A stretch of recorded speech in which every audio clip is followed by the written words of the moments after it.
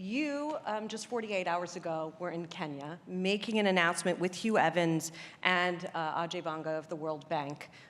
Tell us about the announcement and what happens now. Okay, so this is really important, and I'm going to go and give a little bit of context before that to make it all make sense. So for those of you who don't know Bridgewater, Bridgewater is an asset manager that for decades has had the goal of dedicating our time to understand how the world works. So we take that understanding, and then we translate that into advice for our clients and to manage portfolios. You know us. It's also true that over the years, we've also used that understanding and reflected back to policymakers, hey, this is what we think about the world, and this is how your decisions might impact what happens in the future. And when doing that, there's short-term things that we all think about. We talked about Powell earlier today. Is the Fed going to tighten or not? But there's also very, very long-term phenomena that are very, very important to people that are trying to understand economies and markets. And we think that some of the most important long-term phenomena in the world are happening in Africa. So because of that, 2 days ago in Nairobi and earlier today here, Ajay Banga and the World Bank, Global Citizen, and Bridgewater announced an economic summit that's going to happen in Côte d'Ivoire in October. And the goal of that economic summit is to bring heads of state, policymakers, great economists and investors to come together and discuss this outlook of what is the world going to look like in 50 years and what are we going to do about it. And a big part of that is the World Bank effort for the replenishment of IDA. IDA, the International Development Association, remember it? That is the way the World Bank lends money with low interest rates or grants to the poorest economies in the world in order to help them develop. I'm going to say one last thing about this, just so people get it. We say at Bridgewater that if you understand something, you kind of see how things happen over and over again. We call it another one of those. This is another one of those. We've had demographic changes in the world before. We've had areas that needed productivity booms. Think about China, think about India. The World Bank has also been in this movie before. We have countries like South Korea that in the 60s were beneficiaries of IDA. South Korea graduated from IDA in the 90s, and now it's one of the most booming economies, and it's contributing back to IDA. So we want to make sure we learn the lessons of history, and we help policymakers make good decisions, and for that, this economic summit in October is really important. And talk to me about why now and why a hedge fund like Bridgewater is doing this partnership. Now, part of what you're providing is research and information, which is a really important piece, especially right now at a time when information and good information is sometimes difficult to come by. Super important point. I mean, this is why I'm very excited about the partnership with Global Citizen, because we live in maybe the most prosperous time, not maybe, the most prosperous time of humanity. And at the same time, there's this extreme polarization. We talked about that earlier. There's extreme inequality, and there's a generational shift, or a generation growing into that, exposed to a wild amount of information where they can't sort signal from noise. So when you think about the partnership between Global Citizens and Bridgewater, Global Citizen really cracked something about how to take and harness the power of a generation and apply it to have impact on things that matter to them. There's a lot of Global Citizens here. Over a decade of activity of over 12 million Global Citizen members, mobilizing tens of billions of dollars of resources to where it's needed. And then when you couple that with Bridgewater, which is an organization that is solely focused on understanding what's actually true, how do things actually work? What is the signal in the noise? Then you get the pair of here's the understanding, and here's the advocacy that could take that understanding and change the world. One last thing on that also. So I've been thinking a lot over the last couple of years on kind of how it used to be that the public sector was where people came together to kind of tackle humanity's biggest problems. And actually the private sector was very self-absorbed and siloed. And I think we all know that ship has sailed.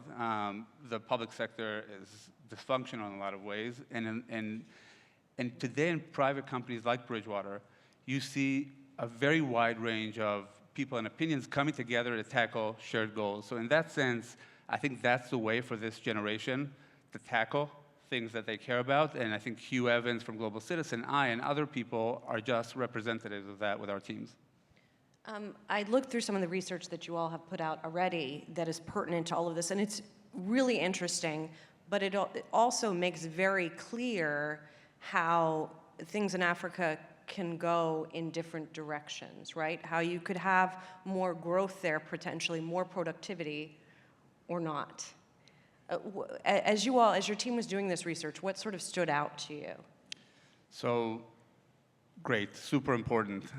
This is a part of helping people understand what's going on, and I'll play the Bridgewater role, which is not my opinions, just the facts and the truths. So get ready for some numbers. I Today, like numbers. Me too. So today, an eighth of the world's working age population lives in sub-Saharan Africa.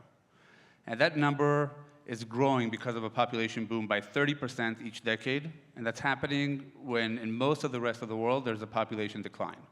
So play that out. That means that in the future, 3/4 of the growth in working age population is going to come from the continent, and it means that in my lifetime, 1/3 of the world's working age population is going to be in Africa. Let's just process that for a second and imagine what that world looks like. And now imagine two possibilities. One possibility is, okay, 1/3 of the world's working age population is in Africa, and in line with that, there was what we call a productivity boom, meaning it's not just more working hands, it's more skilled labor, more educated, that can produce more. That can lead to massive growth boom, really amazing for the continent, amazing for the world. We've seen this in other places. Think about the miracle of productivity in China or India, amazing. Now think about the other scenario of 1/3 of the world's working age population is in Africa and nothing happens. That's the course we're on right now, meaning no productivity boom. So now you have this massive population that has basically been left behind. Global inequality is a lot more dramatic than it is now. By the way, that's happening where climate change is going to hit the most. I just came back from Nairobi. There is a natural disaster right now in Kenya. There were disastrous natural disasters in Malawi recently. Think about the frustration of a generation and what that looks like and how that could completely destabilize the world. So that's a choice. And just to make that, again, tangible, when I'm saying productivity, because it's kind of a conceptual concept, in sub-Saharan Africa, half of the population don't have access to electricity. Half. In some countries, it's 75% of the population don't have access to electricity. 75%. This is the rest of the world, it's 90% that have access to electricity. When we say electricity, a lot of us kind of think internet, access to information. We're talking light bulbs. We're talking light bulbs. So imagine 1/3 of the working age population living in those terms. What does that look like? Every other conversation out of Global Citizen now in New York today is talking about machine learning and AI and ML and how a shrinking population on this side of the world is probably facing a once-in-a-generation productivity boom. In Nairobi, where I just came back from the African Heads of State Summit, nobody mentioned AI, ML. They didn't mention computers. They mentioned electricity and railroads. So it's going to matter. That thing is going to matter a lot, and being educated, making good decisions is going to determine what the world looks like in the next 50 years. So what would based on the information, the numbers, and what you're saying, what then would be your call to action for the folks who are listening right now? We need to make massive investments in infrastructure, healthcare, and education in the continent. A good start is doing that through IDA. And my call to action to all of you is get informed. Get informed, get off the couch, take action, put pressure on policymakers to make good decisions on these topics, because once the public sector leads the way, the private sector will follow. And we've seen that phenomena over and over again. So that QR code, by the way, scan it. It's going to lead you to be able to take action on the topics that I'm just describing. So we just have about a minute left. I am curious, I mean, you sort of mentioned the role that the private sector is now playing, but talk to me for a moment, just personally, about you as a leader. Clearly, you're very passionate about this. Why is this important to you as the head of the world's largest hedge fund to be involved in this effort? So I always say that leadership is kind of three components. It's getting a group of great people, coalescing them around shared values, and then putting impossible goals. I think that way about Bridgewater. It's the most incredible group of people. A lot of them are here, by the way. And this mission of trying to understand how the world works sounds unimaginable. I think about that way about all the global citizens that are here, trying to fight extreme poverty, climate change, can't be more ambitious. I think that way about the problems in Africa. And I know that people look at statements like that, and they roll their eyes. They're like, this is idealistic, it's utopian. But think about what I just described, and think about what's the alternative.